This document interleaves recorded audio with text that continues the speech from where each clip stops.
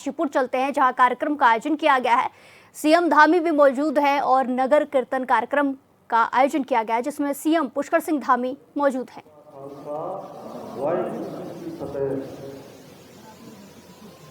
आज काशीपुर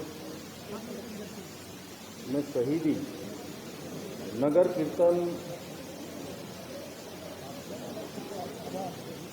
2500 किलोमीटर यात्रा करके आसाम से आज ननकाना साहब इस पवित्र गुरुद्वारा साहब आगमन पर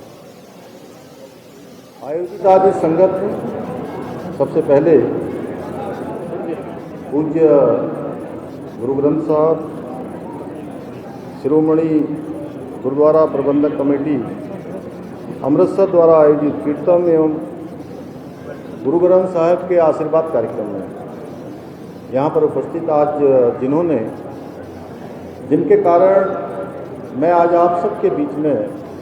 इस पवित्र कीर्तन में भाग ले पा रहा हूँ, आप सबके साथ सम्मिलित हो पा रहा हूँ।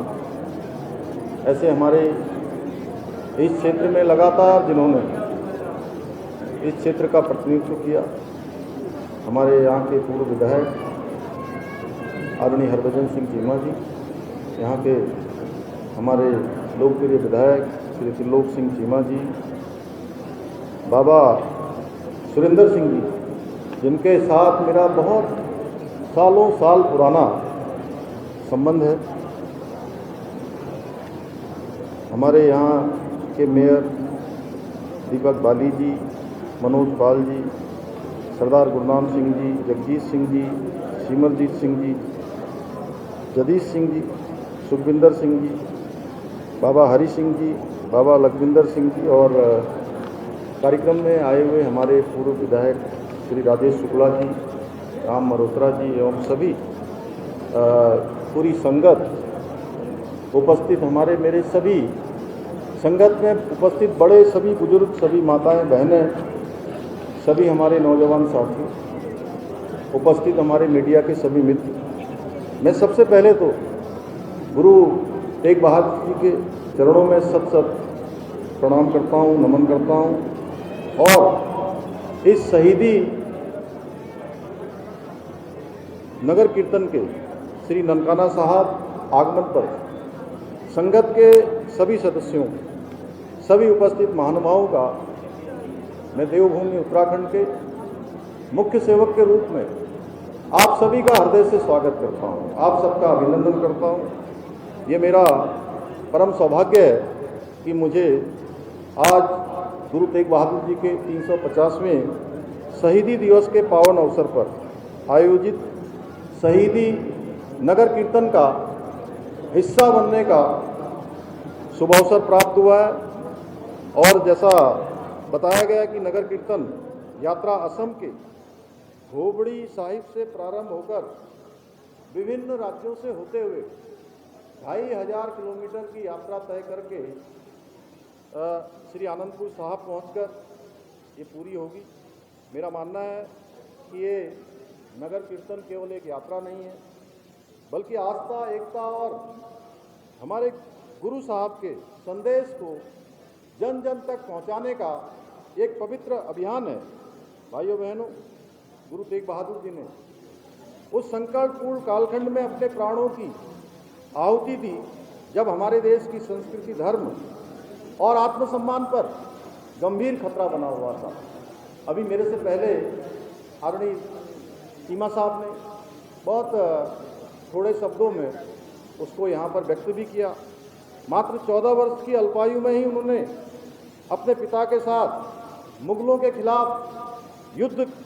में अद्वितीय वीरता का परिचय दिया। उनकी वीरता से प्रभावित होकर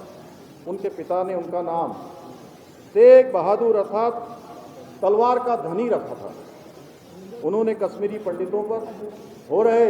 औरंगजेब के अत्याचारों के खिलाफ आवाज़ बुलंद करते हुए कहा था, मैं हिंदुओं का वीर हूँ, किसी भी हिंदू से पहले मुझे मुस्लिम धर्म कबूल करके दिखाइए। औरंगजेब ने षड्यंत्र पूर्वक गुरु तेग बहादुर जी को दिल्ली बुलाया और उन्हें बंदी बना लिया, फिर फरमान सुनाया या तो मुस्लिम इस्लाम स्वीकार करो या मृत्यु का वरण करो। गुरु श्री तेग बहादुर जी ने कहा, तिलक जंजू राखा प्रभुता का, तीनों बड़ो कलु मही साका, धर्म हेतु साका जिन किया, शीश दिया पर सिरौ न दिया। उन्होंने और उनके साथियों ने इस्लाम स्वीकार करने से इनकार कर दिया तो उन पर घोर अत्याचार किए गए। उनके शिष्यों को खौलते हुए तेल में डाला गया, किसी को आरी से चीर दिया गया। और आप सब लोग अगर नानकमता साहब जाएंगे कभी, जाते ही हैं,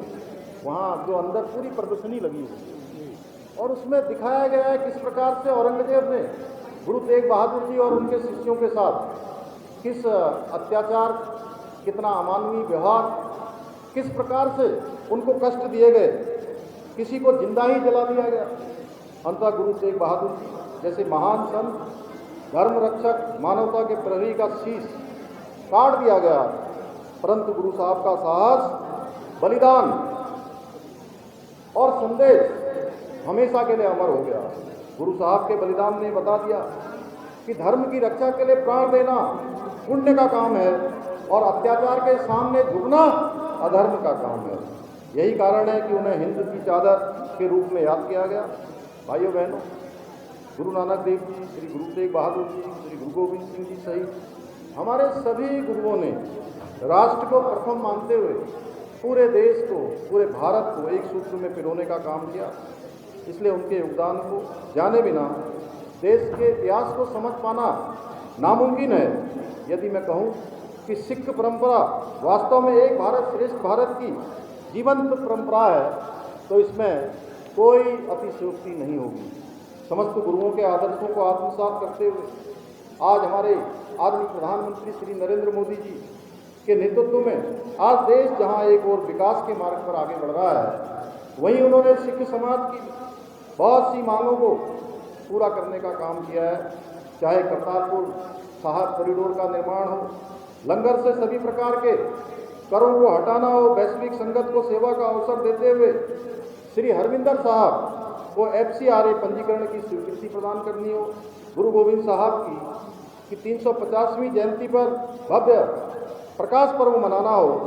गुरु गोविंद साहब के साहबजादों के बलिदान को आदर देते हुए देश में पहली बार उनकी वीरता को, उनके शौर्य को, उनके पराक्रम को, उनके बलिदान को